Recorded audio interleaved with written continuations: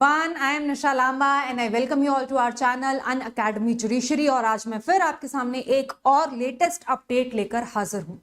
खातिक समाज के बारे में आपने सुना होगा। हिंदू समुदाय, हिंदू धर्म का ये समुदाय है खातिक समाज, और ये एक जाति है।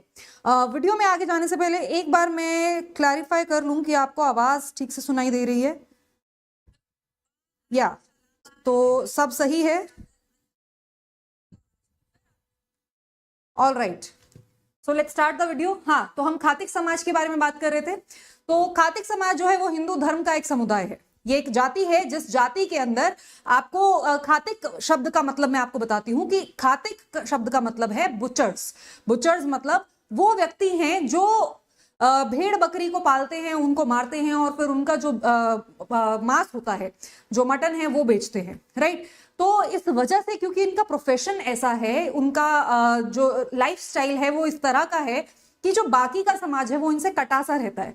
मतलब अगर आप किसी गांव में जाके देखेंगे तो गांव के अंदर ये आउटस्कर्ट्स में रहते हैं, यानी बाहरी इलाके में रहते हैं। ये जो मेन समाज है, जो मेन सोसाइटी है गांव की, उससे थोड़ा परे रहते हैं, क्योंकि बाकी समाज इनके काम की वजह से उनसे थोड़ा चिढ़ता है। देखो, हिंदू समुदाय की बात अगर करें तो हिंदू के अंदर अगर आप जो ब्राह्मण्स हैं या फिर बाकी की जो ऊंची जाति वाली कैटेगरीज हैं, अगर आप उनकी बात करें तो वो लोग मांस और मीट वगैरह खाने के खिलाफ हैं।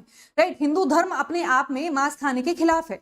तो जो लोग अपर कास्ट के हैं, जो अपने आप को अपर कास्ट के समझते हैं, वो लोग इन लोगों के साथ इंटरैक्ट नहीं करते, इनके साथ उठना बैठना नहीं करते, और इस वजह से ये एक तरह से पिछड़ा वर्ग बन जाता है। ये लोग थोड़ा सा बैकवर्ड एरियाज में आ जाते हैं। इनकी जो सोसाइटी है वो अपराइज नहीं कर पा रही है, उनका अपलिफ्टमेंट नहीं हो पा रहा है। दैट इज द रीजन कि ये लोग पहुंचे हैं सुप्रीम कोर्ट के अंदर, और सुप्रीम कोर्ट में इन्होंने बोला कि हम लोगों को कुछ राज्यों के अंदर एससी कैटेगरी का दर्जा मिला है और कुछ राज्यों में ओबीसी कैटेगरी का, और हमारी डिमांड ये है कि पूरे देश के अंदर जहां जहां भी खटीक समाज है, हर जगह पर एससी कैटेगरी का दर्जा हम लोगों को मिल जाना चाहिए। तो स्टार्ट करते हैं आज का वीडियो। इसी टॉपिक से रिलेटेड है कि सुप्रीम कोर्ट ने इस केस के अंदर क्या कहा। जजमेंट देखते हैं सुप्रीम कोर्ट का। वीडियो में आगे जाने से पहले आपको बता दूं कि अगर अनअकैडमी जुडिशरी के साथ आप अपनी जुडिशरी की प्रिपरेशन करना चाहते हैं तो यहाँ पर आप सभी राज्यों की तैयारी कर सकते हैं। यहाँ पर आपको कॉम्प्रिहेंसिवली सभी स्टेट्स का जुडिशरी का सिलेबस कंप्लीट कराया जाएगा। अगर आप डिस्काउंट पाना चाहते हैं तो बहुत अच्छा टाइम है, क्योंकि अभी आपको लोएस्ट प्राइस पर सब्सक्रिप्शन मिल जाएगी, पूरे 60% का ऑफ, और 12 महीने की free of cost extra subscription आपको मिल जाएगी। और अगर आपको इस डिस्काउंट का फायदा उठाना है तो आपको ये डिस्काउंट कोड निशा लांबा इस्तेमाल करना है। अगर आप इंस्टाग्राम पे मेरे साथ कनेक्ट करना चाहते हैं तो निशा_लांबा 07 और टेलीग्राम पर निशा_लांबा 1511 पर मेरे साथ कनेक्ट कर सकते हैं। चलिए, तो मैंने आपको बैकग्राउंड समझा दिया है। बैकग्राउंड बेसिकली यही है कि एक पीआईएल फाइल की जाती है जिसके अंदर ये डिमांड रखी जाती है, सुप्रीम कोर्ट के आगे ये प्रेयर रखी जाती है कि पूरे देश के अंदर, यानी पूरे भारत के अंदर जहां जहां भी खटीक जाति रहती है उन सबको एससी कैटेगरी का बेनिफिट दिया जाए। बेसिकली आपको बता दूं कि अभी भी जो खातिक जाति है वो बैकवर्ड क्लासेस में आती है, यानी वो other backward class OBC category में आती है। बट उनका मानना है कि वो लोग अब उतने ज्यादा भी उनकी स्थिति इतनी अच्छी नहीं है, वो शेड्यूल्ड कैटेगरी में ही आने चाहिए। प्रॉब्लम क्या है शेड्यूल्ड कास्ट के अंदर क्यों आने चाहिए?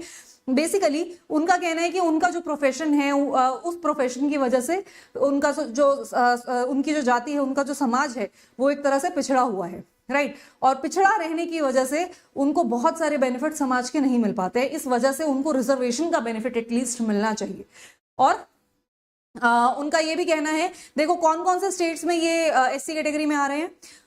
हरियाणा, दिल्ली, उत्तर प्रदेश, बिहार, राजस्थान, गुजरात, यहाँ पर तो ये एससी कैटेगरी के अंदर फॉल कर रहे हैं, तो इधर तो प्रॉब्लम है नहीं। ठीक है, प्रॉब्लम कहाँ पे आती है?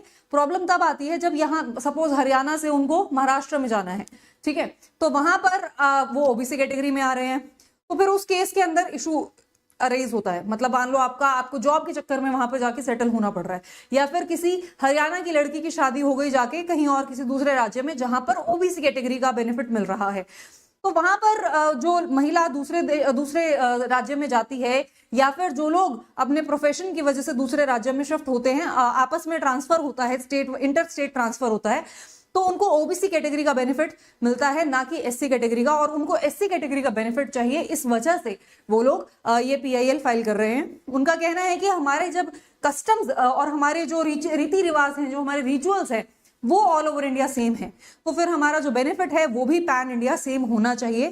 तो इसकी रिगार्डिंग पीआईएल फाइल की गई थी, और उनका ये भी कहना था कि रजिस्ट्रार जनरल ऑफ इंडिया के सामने 2006 में भी ये रिक्वेस्ट रखी गई थी, और उस टाइम पे वो मान भी गए थे कि पूरे देश के अंदर इसको एससी कैटेगरी के अंदर ले आएंगे, लेकिन फिर कुछ डेटा वगैरह जो था वो अवेलेबल नहीं था एथनोग्राफी को लेकर, तो इस वजह से ये काम वहीं रुक गया। फिर उसके बाद 2021 में भी रिक्वेस्ट भेजी गई, कहां पर, ministry of social justice and empowerment government of India के सामने, और वहां पर भी काफी रिमाइंडर्स भेजने के बाद ये रिक्वेस्ट अप्रूव नहीं हुई। इस वजह से अब हम सुप्रीम कोर्ट के सामने अपनी अर्जी लेकर आए हैं। तो सुप्रीम कोर्ट ने इस केस में कहा कि देखो, इस चीज को लेकर ना लॉ सेटल हो चुका है। बेसिकली यहां पर सुप्रीम कोर्ट आपकी कोई मदद नहीं कर सकता है। अगर किसी भी शेड्यूल के अंदर जो आपका ये रिजर्व्ड कैटेगरीज के शेड्यूल दे रखा है, जो लिस्ट दे रखी है, अगर उस लिस्ट के अंदर एक कॉमा भी बदलना है, तो वो कॉमा भी बदलने की पावर किसके पास है? पार्लियामेंट के पास पावर है। सुप्रीम कोर्ट जुडिशरी की कैटेगरी में आता है, और जुडिशरी के पास ये पावर नहीं है, लेजिस्लेचर की पावर सुप्रीम कोर्ट एक्सरसाइज नहीं कर सकता है, ठीक है। तो इस वजह से कोर्ट ने कहा कि यहाँ पर हमारा कोई भी जुरिस्डिक्शन नहीं बनता है, हमारा प्रेरोगेटिव ही नहीं है, ये हमारा काम ही नहीं है कि हम उस लिस्ट को चेंज करें, हमारे पास ये पावर है ही नहीं कि हम उस लिस्ट के अंदर थोड़ा सा भी बदलाव कहीं से भी कर सके, राइट। और फिर उसके बाद कोर्ट ने कहा कि यहाँ पर आपको आना ही नहीं चाहिए था, आपको जाना ही पार्लियामेंट के सामने रिप्रेजेंटेशन फाइल करना चाहिए, और वहीं से आपको मदद मिल सकती है। कॉन्स्टिट्यूशनल अमेंडमेंट करने का जो अधिकार है वो पार्लियामेंट का है, ना कि सुप्रीम कोर्ट का।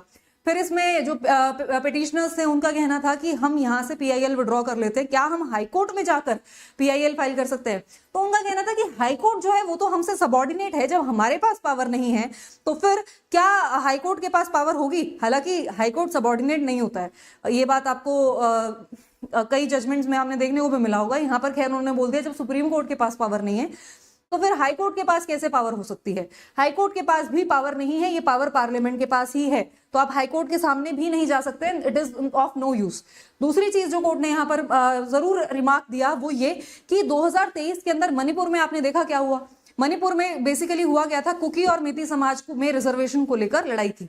वहां पर हाईकोर्ट ने ये एक डायरेक्शन दे दिया था सरकार को कि कंसिडर किया जाए इनके रिजर्वेशन को लेकर, और वहां पर इतने ज्यादा दंगे हुए, इतनी हत्याएं हुई, रेप हुए, बहुत सारी लड़कियों को परेड किया गया नेकेड, बहुत बड़ा विवाद ये बना, और इतना ज्यादा सिचुएशन खराब हो गई कि एंड में हाई कोर्ट की जो डायरेक्शन थी उस डायरेक्शन को डिलीट करना पड़ा। तो सुप्रीम कोर्ट ने इस मामले के अंदर इंटरफेयर करने से कंप्लीटली मना कर दिया और ये पीआईएल वापस लेने के लिए अलाउ कर दिया। बट हाई कोर्ट के सामने ये पीआईएल नहीं जा सकती है। आपको अगर जजमेंट का नाम जानना है तो Telangana state Arya Khatika Sangh versus union of India का जजमेंट है, ये 2025 का सुप्रीम कोर्ट का जजमेंट है। If you want you may refer to it.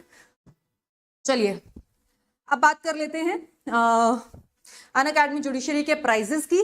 तो बहुत अच्छा मौका है, अगर आप अनअकैडमी जुडिशरी के साथ अपनी जुडिशरी की प्रिपरेशन करना चाहते हैं तो यहाँ पर आप सभी स्टेट्स की तैयारी कर सकते हैं। कॉम्प्रिहेंसिवली सभी स्टेट्स का सिलेबस आपको लाइव क्लासेस के थ्रू कराया जाता है। आप अपने घर बैठे अपने फोन या लैपटॉप की स्क्रीन पर क्लासेस को अटेंड कर सकते हैं। लाइव क्लासेस होती हैं, आप अपने एजुकेटर्स के साथ कनेक्ट कर सकते हैं, साथ साथ अपने डाउट्स भी सॉल्व कर सकते हैं। जो क्लासेस लाइव होती हैं वो रिकॉर्ड भी हो जाती हैं, और रिकॉर्ड होने के बाद आपकी ऐप में तब तक रहती है जब तक आपका सब्सक्रिप्शन वैलिड है। सब्सक्रिप्शन कब तक वैलिड होगा वो डिपेंड करेगा आप कौन सा कैटेगरी का कोर्स खरीदते हैं।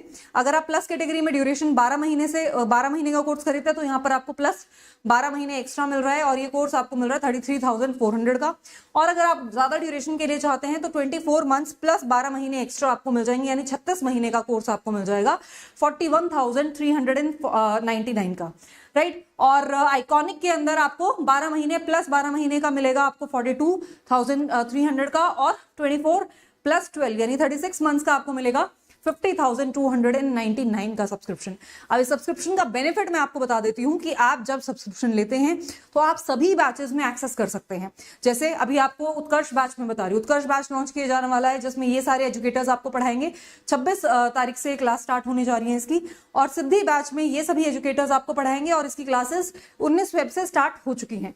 तो आपको जो एजुकेटर पसंद है, जिस एजुकेटर का एक पर्टिकुलर सब्जेक्ट आपको पसंद है, आपको लगता है कि एक एजुकेटर जो है ये सब्जेक्ट तो बहुत बढ़िया पढ़ाता है तो ये मुझे उनसे पढ़ना है, और दूसरा एजुकेटर दूसरा सब्जेक्ट बहुत बढ़िया पढ़ाता है तो मुझे उनसे पढ़ना है, तो आपके पास ये सारी फ्लेक्सिबिलिटी होती है। यहाँ पर आप किसी भी बैच के अंदर रेस्ट्रिक्टेड नहीं है कि आपको एक बैच की क्लासेस ही लगाने को मिलेंगी। जो आपके आने से पहले बैच पहले लॉन्च किए गए थे उनमें भी आप क्लासेस लगा सकते हैं। जो आपके आपके आने के बाद जो नए बैचेस आएंगे जिसमें आप लाइव क्लासेस लगा सकते हैं, रिकॉर्डेड भी देख सकते हैं, तो ये सभी ऑप्शंस आपके लिए खुले रहेंगे। यहाँ पर आपके रेगुलरली टेस्ट भी होते हैं और आपको नोट्स भी मिलते हैं, तो आपको सब कुछ मिल रहा है, आपको किसी भी चीज की चिंता करने की जरूरत नहीं। This is your one stop solution. India का बेस्ट एडटेक प्लेटफॉर्म है और इंडिया के बेस्ट एजुकेटर्स आपको यहाँ पर आपकी तैयारी कराने में मदद कर रहे हैं, राइट। तो ये है, और अनिल खन्ना सर का भी बैच जो है वो प्लस और आइकॉनिक दोनों ही स्टूडेंट्स के लिए अवेलेबल रहता है, तो आप उसके अकॉर्डिंग भी डिसाइड कर सकते हैं। और आपको एक और चीज बता दूं कि हिमाचल प्रदेश का जो प्रीलिम्स का एग्जाम है 2025 का, उसकी टेस्ट सीरीज भी अगर आप लगाना चाहते हैं तो फ्री ऑफ कॉस्ट इस QR कोड को स्कैन करके आप क्लासेस लगा सकते हैं। ये आपको शेड्यूल देखने को मिल रहा है। फॉरेस्ट एक्ट, एक्साइज एक्ट का जो टेस्ट है वो 25 फरवरी को होगा, स्टैम्प एक्ट, कोर्ट एक्ट का 26 फरवरी को, और रेंट कंट्रोल एक्ट और वाइल्ड लाइफ एक्ट का 27 फरवरी को, और आपको ये इंग्लिश लैंग्वेज में होगा टेस्ट, और यहाँ पर आपकी जो ड्यूरेशन है वो 75 मंथ्स की होगी, राइट। 75 मिनट्स की ड्यूरेशन होगी टेस्ट की, और आपका टाइम जो है वो 11 बजे का होगा सुबह या 5 बजे का होगा, तो आप इसके अकॉर्डिंग यहाँ पर रजिस्टर कर सकते हैं। नेगेटिव मार्किंग नहीं होगी, जैसा आपका एग्जाम में एग्जाम पेपर आता है 1 नंबर का एक क्वेश्चन होगा, इस तरह से आपका पेपर कंडक्ट किया जाएगा, राइट। और अगर आपको ये सभी बेनिफिट्स उठाने हैं तो इन सभी बेनिफिट्स को उठाने के लिए आपको कोड, अगर डिस्काउंट कोड चाहिए तो आपको डिस्काउंट कोड इस्तेमाल करना है निशा लांबा। बिना स्पेस के आप निशा लांबा टाइप करेंगे और आपको जो भी बेस्ट पॉसिबल डिस्काउंट है, जो भी बेस्ट पॉसिबल डील है वो मिल जाएगी। मिलते हैं आपसे अगले वीडियो में, तब तक के लिए गुड बाय।